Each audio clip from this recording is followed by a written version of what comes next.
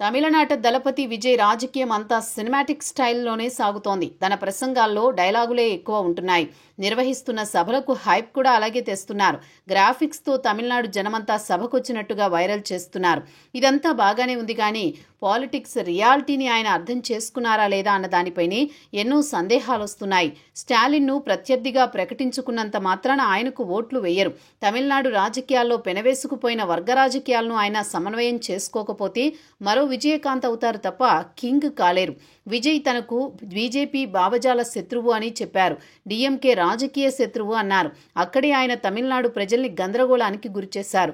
DMK భావజాలం విజయ్ భావజాలం ఒక్కటే అని ఆయన అంగీకరించినట్టు అయ్యింది.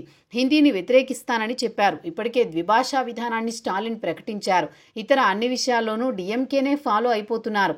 ఇక్కడ డీఎంకేకు ప్రత్యామ్నాయం అవ్వాలంటే ఆయన ఎందుకో చెప్పాల్సి ఉంది కానీ చెప్పలేకపోతున్నారు. పూర్తి స్థాయిలో సినిమాటిక్ పాలిటిక్స్ చేస్తున్నారు. ఆయన ప్రసంగాలు డైలాగులుగానే సాగుతున్నాయి. తల్లిదండ్రులతో విభేదాలున్నాయని జరుగుతున్న ప్రచారంపై క్లారిటీ ఇచ్చేందుకు వారిని మధురై సభావేదిక మీద ఆసీనులను చేసి వారి ఆశీర్వాదాలు తీసుకున్నారు.